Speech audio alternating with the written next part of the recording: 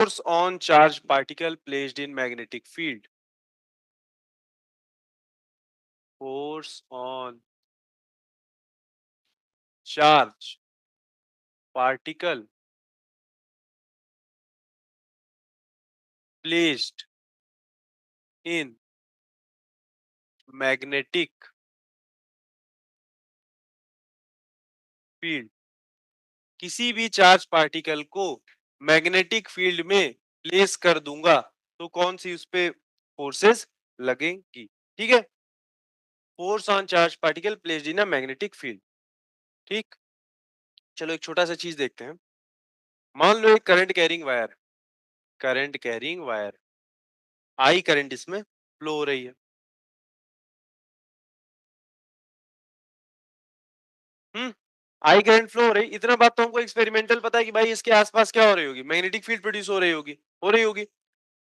यहाँ पे मैंने रख दिया एक चार्ज पार्टिकल क्यू। अब समझो इधर, यहाँ पे मैंने एक चार्ज पार्टिकल क्यू रख दिया।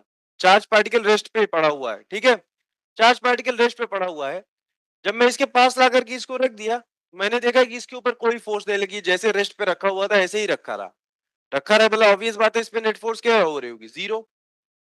इससे हमको क्या कंक्लूड, मैं इससे क्या कंक्लूड कर सकता हूँ? हाँ, कि पहली बात, एक current carrying wire electric field produce नहीं कर रहा होगा। क्यों? क्योंकि अगर एक current carrying wire electric field produce कर रहा होता तो किसी भी चार्ज पार्टिकल को अगर मैं इलेक्ट्रिक फील्ड पे रखता हूं तो इस पे F is equal to q E force लग जाती है और उस फोर्स की वजह से ये एक्सेलरेट हो जाता। समझ में आई बात? दूसरी बात दूसरी बात मुझे ये तो पता था कि इसकी वजह से मैग्नेटिक फील्ड है, बट मैग्नेटिक फील्ड एक रुके हुए चार्ज पे फोर्स ही नहीं लगा पा रही है। ये पता चला हमको। दो कंक्लूजन निकला। क्या कंक्लूजन निकला? कि भाई इस करंट कैरिंग वायर के आसपास कोई इलेक्ट्रिक फील्ड तो प्रोड्यूस हो नहीं रही। क्यों? क्योंकि अगर इलेक्ट्रिक फील्ड प्रोड्यूस होती तो इलेक्ट्रिक फील्ड के लिए तो कोई ऐसी कंडीशन है नहीं कि वो रुके हुए चार्ज पे फोर्स नहीं लगाएगा या सिर्फ चले हुए चार्ज पे लगाएगा। ऐसी कोई कंडीशन नहीं है। चार्ज अगर रुका रहता तो F is equal to Q ही लग जाती थी फोर्स। ठीक, या पहले से चल ले रहा होता था तो हम लोग इक्वेशन ऑफ मोशन लगा देते थे। अगर इलेक्ट्रिक फील्ड कांस्टेंट है तो इसके केस में मैंने कहा कि भाई दो बात। एक, करंट कैरिंग वायर अपने आसपास सिर्फ और सिर्फ मैग्नेटिक फील्ड प्रोड्यूस करता है, क्योंकि अगर इलेक्ट्रिक फील्ड प्रोड्यूस हो रही होती तो इस रुके हुए चार्ज पे क्या लग जाती, फोर्स, जो कि लगी नहीं। दूसरी बात मैं कंक्लूड कर पाया कि एक मैग्नेटिक फील्ड रुके हुए चार्ज पे फोर्स ही नहीं लगा पाती। ये चार्ज रुका हुआ था, आसपास मैग्नेटिक फील्ड तो थी, 100% हम बता सकते थे, बट फोर्स ही नहीं लग रही है। ठीक है, दूसरी बात, same wire, same current, same wire same current रखा, आई, इस बार चार्ज को क्या कर दिया, क्यू वेलोसिटी दे दिया, इधर सॉरी वी वेलोसिटी दे दिया, चार्ज पार्टिकल क्यू है। इस बार जब इसको वी वेलोसिटी दे दिया, अच्छा बताओ इस पॉइंट पे मैग्नेटिक फील्ड में तो मैं डायरेक्शन पहले से ही बता सकता हूँ। ठीक, और अगर सेमी इनफाइनाइट फाइनाइट वगैरह मान लूं तो अप्रोक्सीमेटली अगर ये आर दूरी पता है तो मैं अप्रोक्सीमेटली मैग्नेटिक फील्ड भी निकाल सकता हूँ।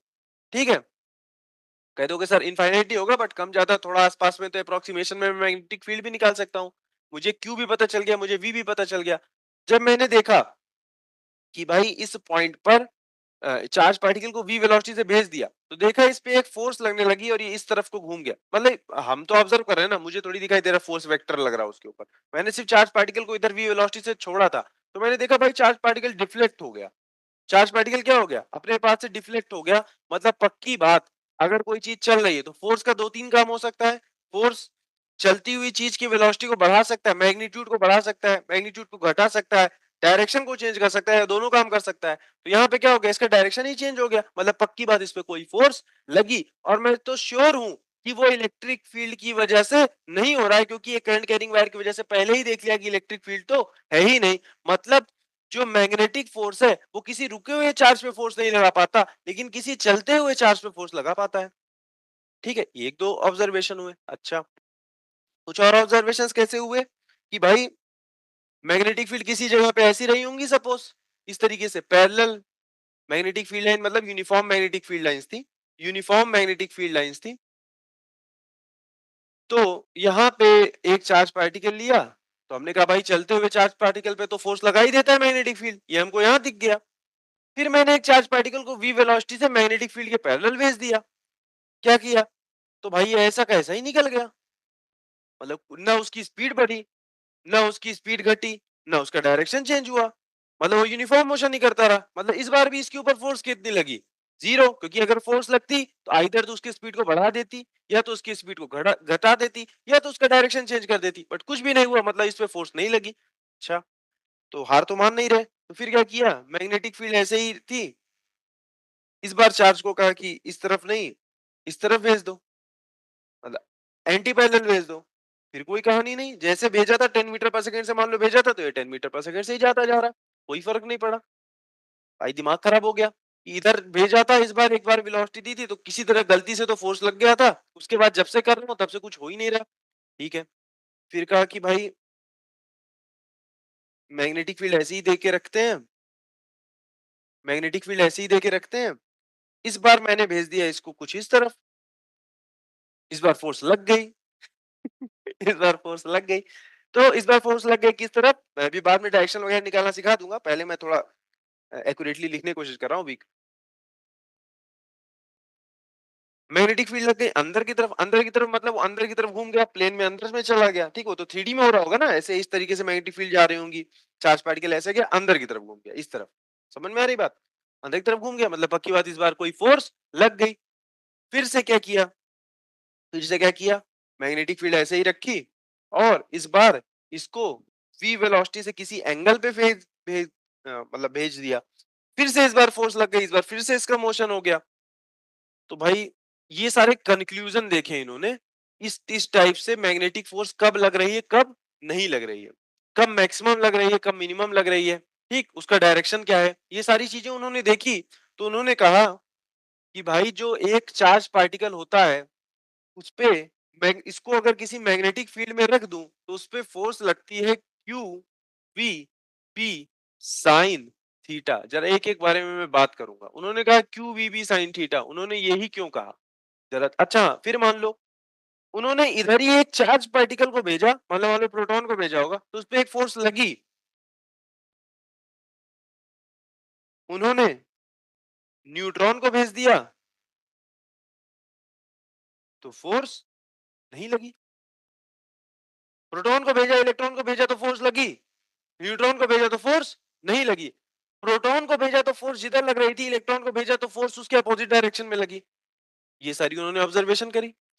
इस बेसिस पे उन्होंने कहा कि भाई कोई चार्ज पार्टिकल जिसका चार्ज क्यू है, उसको अगर मैं मैग्नेटिक फील्ड में रखता हूं तो उसके ऊपर फोर्स लगती है q v B sine theta. Q is the charge of the particle, v is the velocity of the particle, b is the magnetic field, and sin theta is the angle between velocity vector and magnetic field। जरा ध्यान से देखो, जब charge particle रुका हुआ था, इसकी velocity क्या थी, जीरो, तो इसके ऊपर मैग्नेटिक फोर्स कोई लग पाई थी, नहीं लग पाई थी, इवन तो यहाँ पे मैग्नेटिक फील्ड थी inside the plane, but magnetic force लगी थी, नहीं लगी थी। समझ में आ रहा होगा क्यों, क्योंकि वेलोसिटी जीरो थी यहाँ पे। तो भाई वेलोसिटी वेक्टर इधर, मैग्नेटिक फील्ड इधर, तो v क्रॉस b की वजह से वो हम लोग देख लेंगे, डायरेक्शन निकालना सिखा दूंगा, बट कुल मिलाकर के इसके पास चार्ज भी था, v भी था, b भी था, और साइन थीटा कितना था, 90 डिग्री। b इधर है, b अंदर की तरफ है, तो दोनों के बीच के एंगल 90 डिग्री, तो इस केस में फोर्स लग गई थी, इसलिए घूम गया था। यहाँ पे क्या हो गया, यहाँ पे वेलोसिटी भी इधर, मैग्नेटिक फील्ड भी इधर, तो दोनों के बीच का एंगल कितना हो गया, 0 डिग्री, और साइन 0 डिग्री की वैल्यू क्या आ गई, जीरो, इसलिए यहाँ पे साइन थीटा लगाया होगा उन्होंने फॉर्मूले में। समझ में आ रही बात। यहाँ पे क्या हो गया, वेलोसिटी इधर, मैग्नेटिक फील्ड इधर, मतलब theta is equal to 180 degree, again force क्या हो गया, जीरो।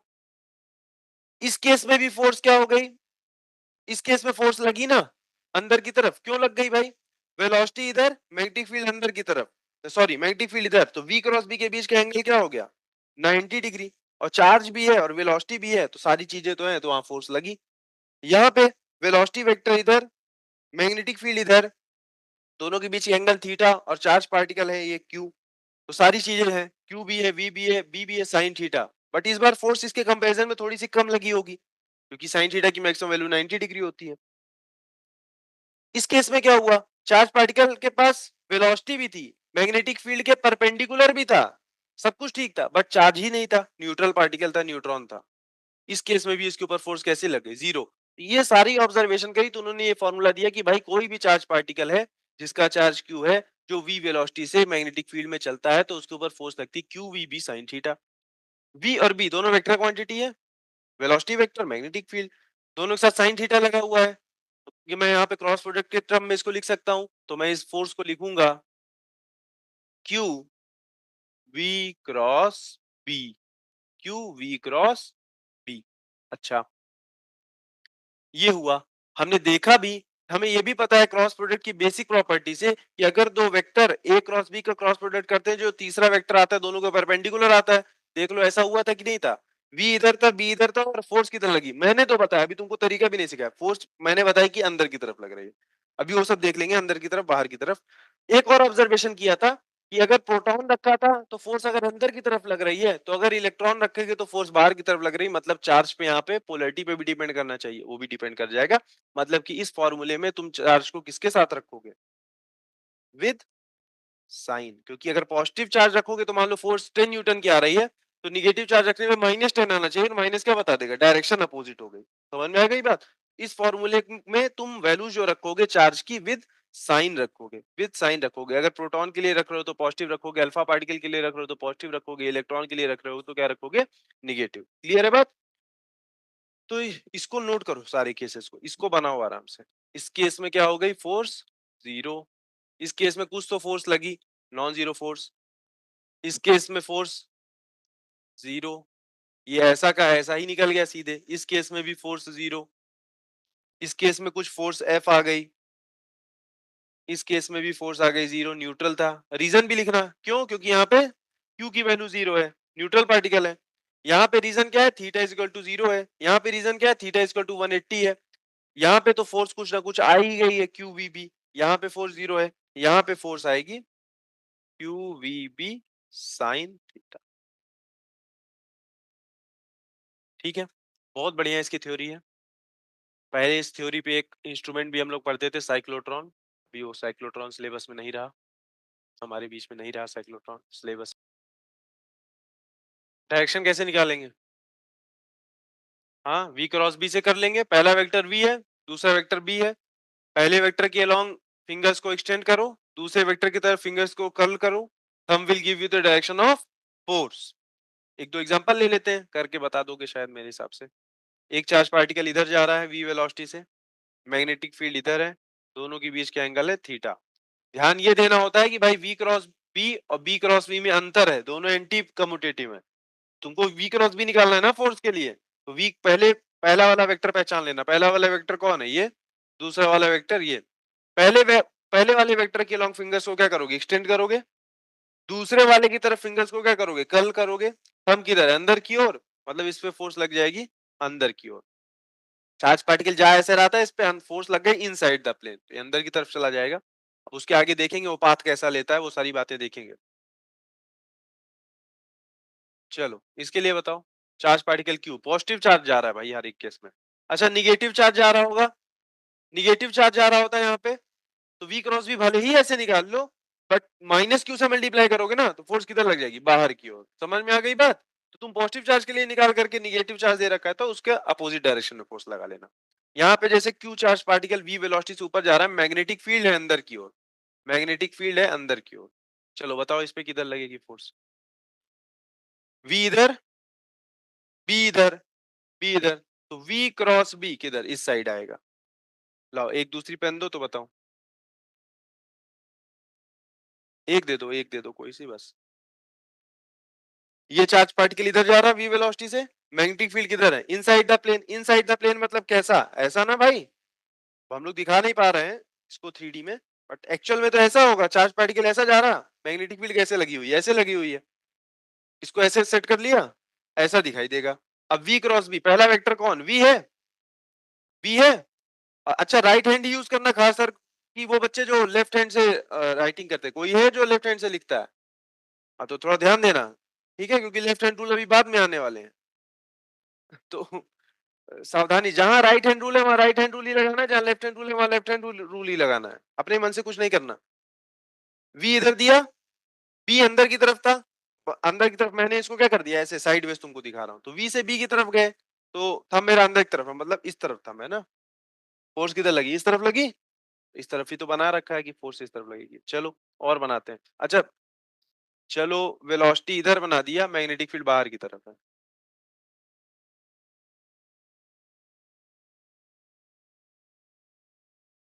वी नीचे, लेफ्ट साइड ही रहेगा। अच्छा वेलोसिटी भी उल्टी कर दी है ना, देखते हैं। v इधर, मैग्नेटिक फील्ड किधर, बाहर, मैग्नेटिक फील्ड बाहर आ रही है, तो v क्रॉस b करना है ना, तो पहले v की तरफ फिंगर्स को एक्सटेंड करो, v से b की तरफ चले आओ। किस तरफ आ गया, राइट हैंड साइड। भाई राइट हैंड, अच्छा इसको क्या बोल रहे हो, मैं अपना राइट हैंड बोल रहा हूँ, तुम्हारा क्या लेफ्ट है ना, हाँ तुम्हारा लेफ्ट। v इधर और b की तरफ, v क्रॉस b इस तरफ आ गया, तो इस तरफ फोर्स आ गया इसमें। क्लियर है बात, इस तरीके से फोर्स निकाल लोगे। एक और तरीका होता है, चलो बताता हूं मैं। हालांकि वो करंट कैरिंग वायर के लिए यूज करते हैं हम लोग, किसी करंट कैरिंग वायर को मैग्नेटिक फील्ड में रख देते हैं तो उसके ऊपर कितनी फोर्स लगती है, बट थोड़ा सा ध्यान ये रखेंगे कि जिधर पॉजिटिव चार्ज जाता है उधर ही तो करंट जाती है, और जिधर निगेटिव चार्ज जाता है उसके अपोजिट डायरेक्शन में करंट जाती है। तो जैसे अगर ये पॉजिटिव चार्ज जा रहा था, ये पॉजिटिव चार्ज जा रहा था ना ऊपर, तो मतलब करंट भी उधर ही जा रही होगी। तो इसके लिए लेफ्ट हैंड रूल यूज करेंगे हम लोग, आगे भी यूज करेंगे, फ्लेमिंग्स लेफ्ट हैंड रूल। ठीक है, इसके लिए बना नहीं है बट हाँ यूज कर सकते हैं। इसमें तीन तुम्हारी फिंगर्स है, ये तीनों देखो आपस में परपेंडिकुलर है कि नहीं। देखो भाई ये इसके साथ 90 डिग्री बना रही है, इसके साथ 90 डिग्री में, सब आपस में म्यूचुअली परपेंडिकुलर है। हमको बोलेंगे फोर्स, इसको बोलेंगे मैग्नेटिक फील्ड, इसको बोलेंगे करंट। क्या बोलेंगे, force, magnetic field, current. Father mother child, पढ़े हो गए, father mother child, force, magnetic field, current. Current की डायरेक्शन एक्चुअली में कोई करंट नहीं फ्लो हो रही, एक्चुअली में कोई करंट फ्लो नहीं हो रही, बस जिधर पॉजिटिव चार्ज जा रहा है उधर ही करंट फ्लो होती है अगर कोई वायर होता तो। मैग्नेटिक फील्ड किधर है, अंदर की ओर, अंदर की ओर, ये है मैग्नेटिक फील्ड ना, तो मैग्नेटिक फील्ड अंदर की ओर, करंट उधर ही होता है जिधर पॉजिटिव चार्ज जा रहा है। फोर्स किधर है, देखो इस तरफ है कि नहीं है। ठीक, इस केस में देखो जरा, force, magnetic field, current, magnetic field है बाहर की ओर, करंट है नीचे की ओर, और फोर्स किधर आ रही है, इस तरफ। ठीक, यहाँ पे अब यहाँ तो v क्रॉस v तुम डायरेक्ट ऐसे कर सकते हो, इसमें तो कुछ ज्यादा सोचना ही नहीं। क्लियर, बट ये लेफ्ट हैंड रूल के लिए लगेगा, अब यहाँ राइट हैंड रूल मत लगा देना, force, magnetic field, current, left hand rule. Clear, तो ऐसे बना लो नोटबुक में। और अगर निगेटिव चार्ज होता तो अपोजिट डायरेक्शन में फोर्स लग जाती।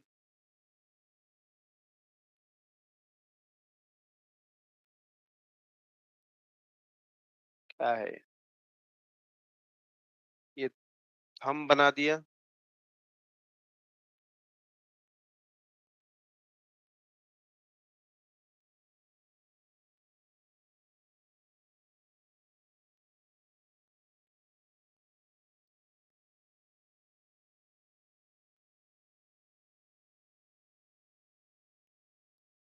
अब कह दो करंट नहीं है यहाँ पे ना, जिधर पॉजिटिव चार्ज जा रहा है उधर ही करंट मान के करके, फ्लेमिंग्स लेफ्ट हैंड रूल करेंगे, लेफ्ट हैंड थंब है,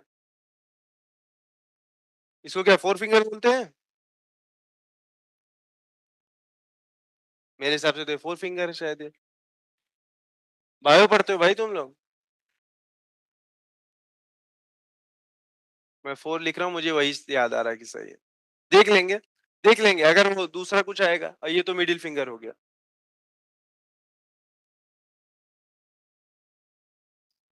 सर इंडेक्स फिंगर भी बोलते हैं उसको। और फोर फिंगर भी तो बोलते हैं। ठीक है सर। ठीक है, अब जो लोग घर पे बैठे हैं वो लोग तो गूगल करके देख सकते हैं ना फोर फिंगर को क्या बोलते हैं, इन लोग के पास मोबाइल नहीं है। चलो इंडेक्स फिंगर लिख लो जो तुमको समझ में आए, force, magnetic field, current, left hand use करना है भाई, ये भी लिख दे रहा हूँ, फ्लेमिंग्स लेफ्ट हैंड रूल है ये। आगे काम आएगा फिर से हमारे।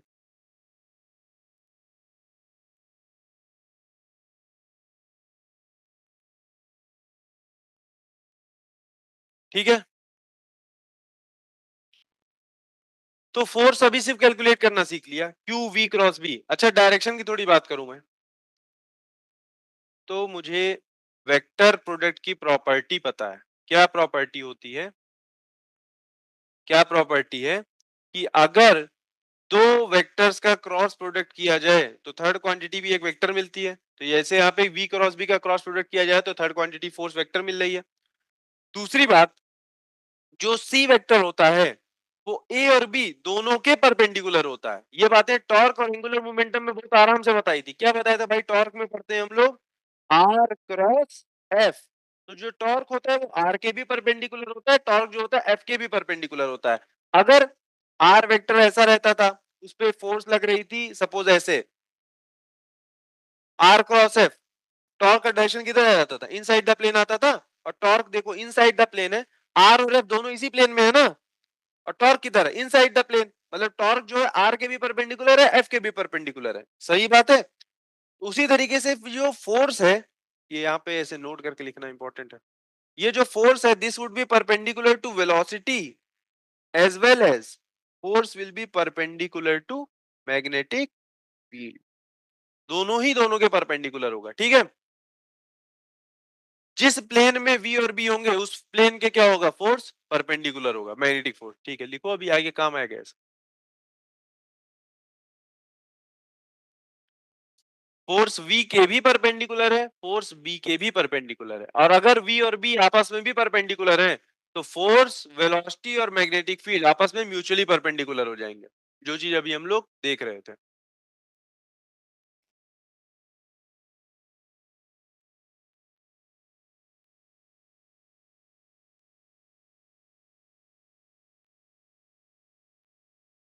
Magnetic force will be perpendicular to the plane containing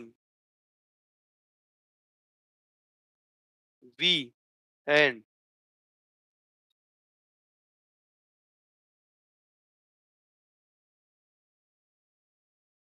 magnetic force किसके परपेंडिकुलर है, plane containing V and B, जिस प्लेन में V और B होंगे मैग्नेटिक फोर्स उसके क्या होगा, परपेंडिकुलर होगा, और V के भी परपेंडिकुलर है और B के भी परपेंडिकुलर, तो क्रॉस प्रोडक्ट की बेसिक प्रॉपर्टी, इसीलिए कहता है भाई वेक्टर का dot product cross product addition अच्छे से पढ़ लो, हर एक चैप्टर में आ रहा है घूम करके।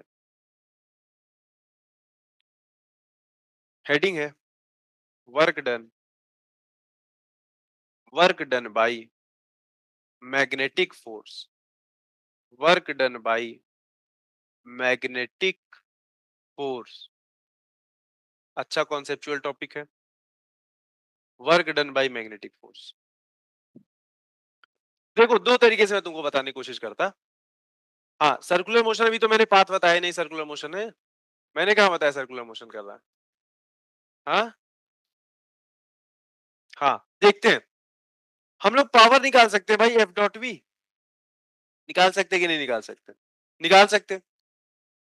फोर्स क्या होगा, फोर्स अभी अभी सीखा है, q v cross b dot v. अच्छा अभी हमने देखा कि भाई ये जो फोर्स होगा, ये जो फोर्स होगा वो वी के तो कैसा होगा, परपेंडिकुलर होगा, होगा कि नहीं होगा, तो मतलब ये पूरा टर्म जो है वेलोसिटी का कैसा है, परपेंडिकुलर, मतलब force theta between force and velocity is 90 degree. अरे भाई लिखा ही यही है, force is perpendicular to velocity, यही तो लिखा है। तो क्या हो जाएगा, ये पावर क्या हो जाएगी, क्यू वी क्रॉस बी, मतलब एफ बी कॉस 90, कॉस 90 की वैल्यू जीरो, तो पावर क्या आ गई, जीरो, तो पावर क्या होता है, work done upon time, time तो बीतेगा बट वर्क डन क्या हो जाएगा, जीरो। एक तरीका ये होता है, एक तरीका ये होता है वर्क डन जीरो करने का। दूसरा तरीका क्या है, सीधे वर्क डन पे ही आओ, डी डब्ल्यू को मैं क्या लिख सकता हूँ, F dot D S, velocity को मैं क्या लिख सकता हूँ, D S by D T, तो डी एस को मैं क्या लिख सकता हूँ, वी डी टी। एक्चुअली में वही हुआ, कुछ हुआ थोड़ी, एफ डॉट वी पावर ही तो है, एफ डॉट वी पावर ही तो है, तो एफ डॉट वी क्या हो गया, जीरो, तो जीरो इंटू डी टी तो जीरो ही रहेगा, तो डी डब्ल्यू क्या हो गया, वर्क डन क्या हो गया, जीरो। ठीक है, तो चाहे इस तरफ से देखना चाहो चाहे ऐसे देखना चाहो, मेरे हिसाब से ये थोड़ा ज्यादा अच्छा लगता है, बट ठीक है जो तुमको अच्छा लगे।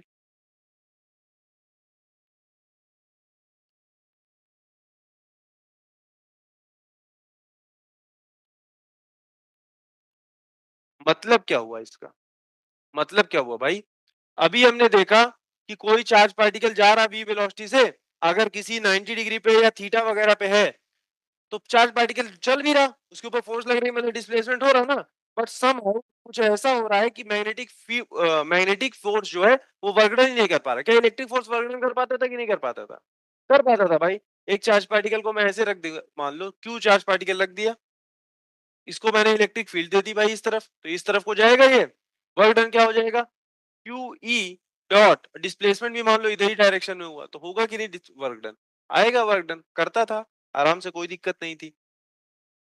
बट मैग्नेटिक फोर्स हमेशा वर्क डन कैसा करेगा, जीरो। तो work done by magnetic force is क्या होगा, जीरो। चलो इसको लिखते हैं एक बार, work done, work done by magnetic force is zero. Work done ही नहीं कर पा रहा है, वर्क डन ही नहीं कर पा रहा है। इसका एक और इम्प्लीकेशन हुआ, work done by magnetic force is zero, ये बात समझ में आई। अब बात करते हैं, हमने पढ़ा हुआ है भाई वर्क एनर्जी थ्योरम। मान लो चार्ज पार्टिकल पे सिर्फ और सिर्फ मैग्नेटिक फोर्स वर्क डन करे, और कोई फोर्स है नहीं, इलेक्ट्रिक फील्ड वगैरह नहीं है यहाँ पे, तो हमने पढ़ा है भाई work done by all the, हमको बाई वर्क एनर्जी थ्योरम ये पता है, बाई वर्क एनर्जी थ्योरम हमको ये बातें पता है कि work done by all the forces is equal to change in kinetic energy, ये पता है। हाँ, सबको पता है work done by all the forces is equal to change in kinetic energy. अगर सिर्फ और सिर्फ चार्ज पार्टिकल पे मैग्नेटिक फोर्स ही वर्क डन कर रहा है तो भाई उसका वर्क डन तो क्या हो जाएगा, zero. Work done by magnetic force is equal to change in kinetic energy. Work done by magnetic force क्या होता है, zero is equal to change in kinetic energy, मतलब kinetic energy final is equal to kinetic energy initial. मतलब कि magnetic force कभी भी किसी particle की काइनेटिक एनर्जी को चेंज नहीं कर सकता। शुरुआत में अगर चार्ज पार्टिकल 5 मीटर पर सेकंड की स्पीड से जा रहा था और उसका मास कुछ भी दे रखा था, तो जिंदगी भर मैग्नेटिक फोर्स उसका डायरेक्शन डायरेक्शन कुछ भी चेंज कर दे, बट उसकी काइनेटिक एनर्जी को चेंज नहीं कर पाएगा। या ये भी कह सकता हूं कि उसके स्पीड को चेंज नहीं कर पाएगा, उसकी स्पीड को चेंज नहीं कर पाएगा, डायरेक्शन तो चेंज कर रहा है। तो मतलब वेलोसिटी वेक्टर में चेंज आ रहा है, किसकी वजह से, उसके डायरेक्शन की वजह से, मैग्नीट्यूड को तो वो चेंज कर नहीं पा रहा। समझ में आई बात। दो बातें हमने यहाँ पे सीखी कि मैग्नेटिक फोर्स किसी भी चार्ज पार्टिकल पे जीरो वर्क डन करता है, वहीं से कंक्लूड किया कि किसी भी चार्ज पार्टिकल की काइनेटिक एनर्जी को चेंज नहीं कर पाता है या फिर उसकी स्पीड को चेंज नहीं कर पाता है। बट फोर्स लगाई तो सर, फोर्स होता है rate of change of momentum, dp by d, mass तो चेंज ही नहीं हो रहा, तो स्पीड भी नहीं चेंज हो रहा, तो चेंज क्या हो रहा, वेलोसिटी की डायरेक्शन चेंज हो रही, क्योंकि वेलोसिटी कैसी क्वांटिटी है, वेक्टर क्वांटिटी है, और वेक्टर क्वांटिटी का सिर्फ डायरेक्शन भी अगर चेंज हो रहा तो वो वेक्टर कैसा माना जाएगा कि चेंज हो रहा। क्लियर है बात। ठीक है, ध्यान देना, अभी इसके पार्टिकल पाथ कैसा करेगा वो भी बहुत अच्छा आएगा, तो एक एक करके समझते जाओ बस। तो यहाँ पे क्या हो गया, magnetic force, work done by magnetic force is zero. दूसरी बात, magnetic force cannot change, magnetic force cannot change, magnetic force cannot change speed, magnetic force cannot change speed और kinetic energy of the particle, उसको change नहीं कर पाएगा। मतलब कि पक्की बात, किसको चेंज कर रहा है, सिर्फ और सिर्फ वेलोसिटी के डायरेक्शन को चेंज कर रहा है वो, मैं स्पीड के मैग्नीट्यूड को तो चेंज कर नहीं पाएगा। ये सारी बातें अभी आगे जा करके आएगा जब हम लोग ट्रेजेक्ट्री पढ़ेंगे कि भाई ट्रेजेक्ट्री होती कैसी है। अभी के लिए तो सिर्फ इतना लिखो,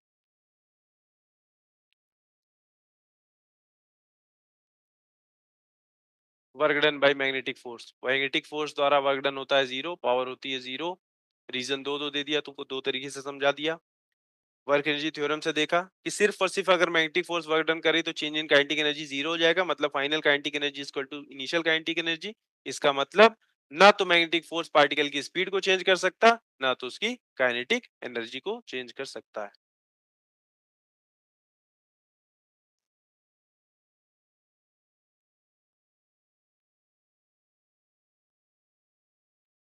समझ आ रही है ना बात।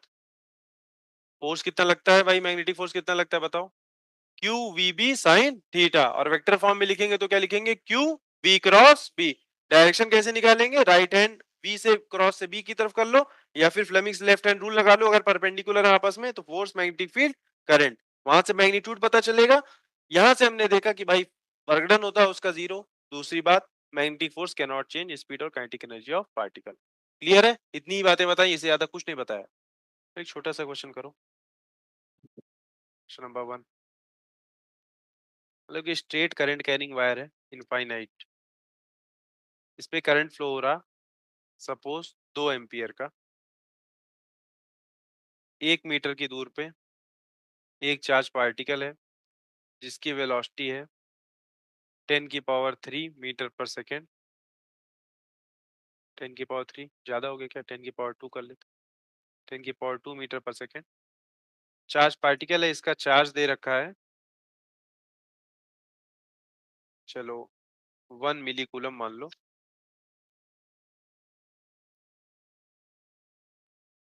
हम्म, ये 1 मीटर की दूरी दी है।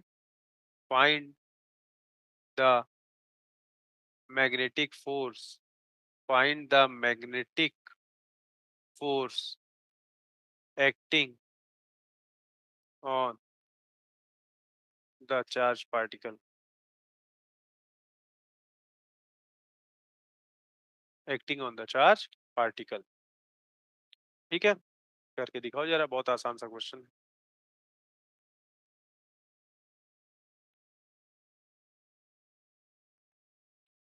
कोई बोलेगा नहीं, मतलब खुद से सॉल्व करो, आपस में बात मत करना। अब देखो यहाँ पे हमको क्या दे दिया, क्यू दे दिया, बी दे दिया, बट सर बी तो दिया नहीं, बी फाइंड कर लेंगे ना, बी फाइंड कर लेंगे ना, बी डायरेक्ट नहीं दिया हमको ना। अब यहाँ पे ये भी चेक कर लिया कि क्या तुमको एक इनफाइनाइट वायर की वजह से मैग्नेटिक फील्ड पता थी कि नहीं पता थी। समझ में आई बात, अगर तुमको इस इनफाइनाइट करंट कैरिंग वायर की वजह से डी डिस्टेंस या ए डिस्टेंस दूरी पे मैग्नेटिक फील्ड का फॉर्मूला या डायरेक्शन नहीं पता, तो तुम इसमें फोर्स कैलकुलेट नहीं कर पाओगे। समझ में आई बात, तो सबसे पहला काम करना था हमको यहाँ पे मैग्नेटिक फील्ड को कैलकुलेट करना था, जिसकी वैल्यू सबको पता है। बोलो जरा फॉर्मूला क्या है। यही है, mu nought by 4 pi 2 I by A. जल्दी जल्दी वैल्यूज पुट करते हैं। 10 की पावर -7, 2, आई की वैल्यू कितनी है, हाँ 2, और ए कितना दिया हुआ है 1, तो ये हो जाएगा 4 × 10 की पावर -7 टेस्ला। डायरेक्शन किधर, करंट इस तरफ जा रही, करंट की डायरेक्शन में अपने थंब को रखेंगे, इस पॉइंट पे मेरा पाम किधर है, अंदर की तरफ, तो इस पॉइंट पे मैग्नेटिक फील्ड किधर हो गई, अंदर की ओर। तो मैग्नेटिक फील्ड का मैग्नीट्यूड भी निकाल लिया, डायरेक्शन भी निकाल लिया, चलो अच्छी बात है। अब क्या करेंगे, अब देखेंगे फोर्स, फोर्स लिखेंगे भाई q v B sine theta, theta is the angle between velocity vector and magnetic field. अच्छा जहां पे लिखे हो वहां पे ये भी लिख लो, theta q v B sine theta लिखे हो ना, वहां भी लिखो theta is the angle between velocity vector and magnetic field. तो अब देखो भाई, क्यू कितना दिया हुआ है 1 मिली कूलम, मतलब 10 की पावर -3, वी कितना दिया हुआ है 10 की पावर 2, बी कितना आ गया 4 × 10 की power -7 sine theta. Velocity vector इधर, मैग्नेटिक फील्ड किधर अंदर की ओर, दोनों के बीच का एंगल कितना 90 डिग्री। क्लियर है भाई, इसमें तो कोई दिक्कत नहीं है। वेलोसिटी वेक्टर ऊपर, मैग्नेटिक फील्ड किधर अंदर की ओर, अंदर की ओर, साइन 90 डिग्री। फोर्स कितना आ गया, साइन 90 हो गया 1, 4 10 की पावर माइन 4 × 10 की पावर -8 न्यूटन। यही आया, यही आया। डायरेक्शन v क्रॉस बी से निकाल लो, v ऊपर b अंदर, v क्रॉस बी, v ऊपर है ना, b किधर अंदर की ओर है, अंदर की ओर मतलब इधर, इधर, तो v क्रॉस b किधर इस तरफ, फोर्स लगेगी इस तरफ।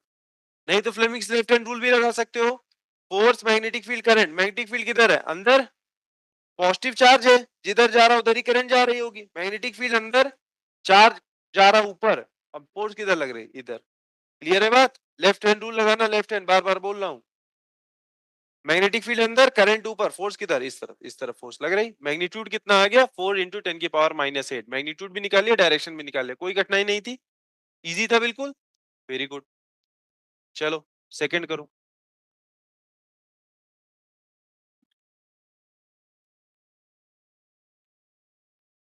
ए charge of 2 microcoulomb is moving with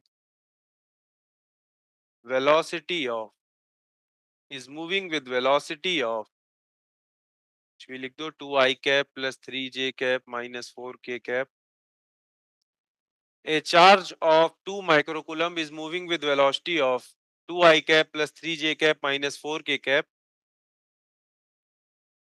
in a magnetic field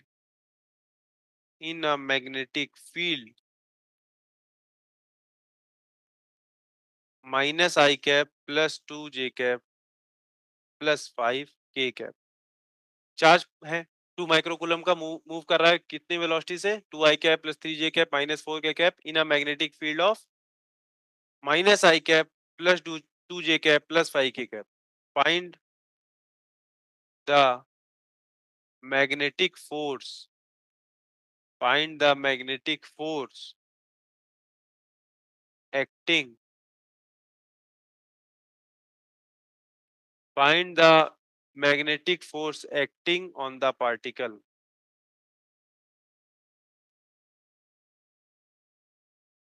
Find the magnetic force acting on the particle.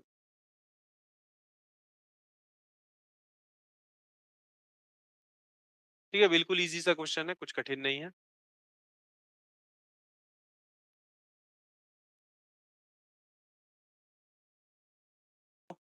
बहुत आसान है. क्या करना फोर्स के लिए तो क्या करना पड़ेगा q v vector cross b vector. तो यहाँ पे तो हमको नंबर्स नहीं दिए हुए हैं. वी और बी किस फॉर्म में दिया है वेक्टर फॉर्मेट में दिया आई कैप जे कैप के कैप के फॉर्म में दिया है. तो क्या कर लेंगे क्रॉस प्रोडक्ट निकाल लेंगे. वी क्रॉस बी जल्दी से निकालो.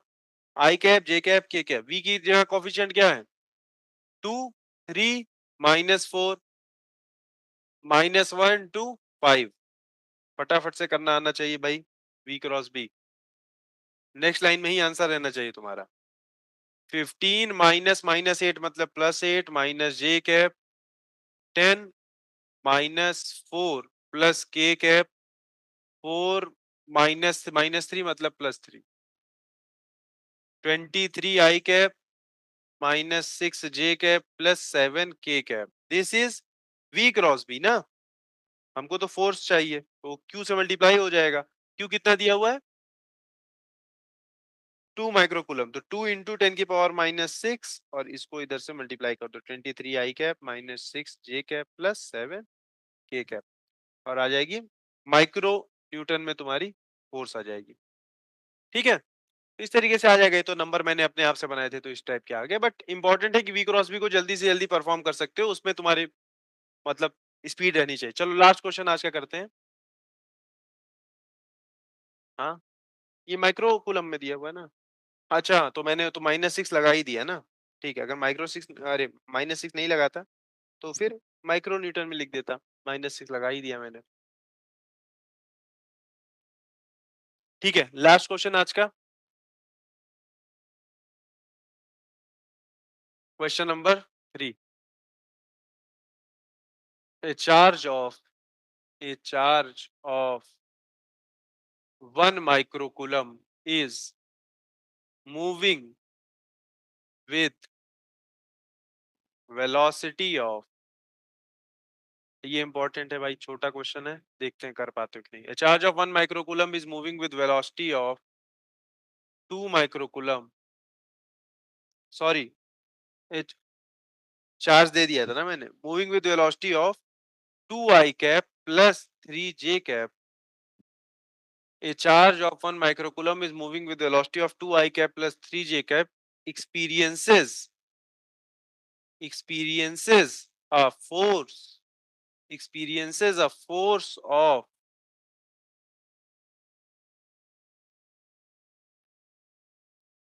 I cap minus alpha J cap. Experiences a force of I cap minus alpha J cap. Calculate the value of alpha.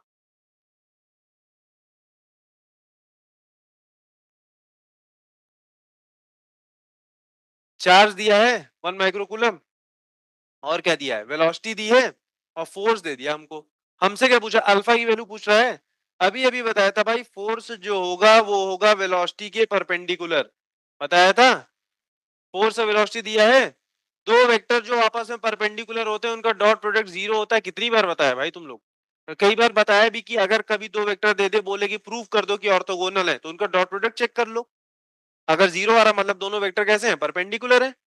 क्या करना था, एफ डॉट वी को क्या कर दो, जीरो कर दो। क्या होगा, एफ कितना दिया हुआ है, I cap minus alpha J cap, v कितना दिया है, 2 i cap plus 3 j cap, that should be equal to zero. पक्की बात है, फोर्स और वेलोसिटी तो परपेंडिकुलर है, मतलब उनका डॉट प्रोडक्ट क्या होगा, जीरो।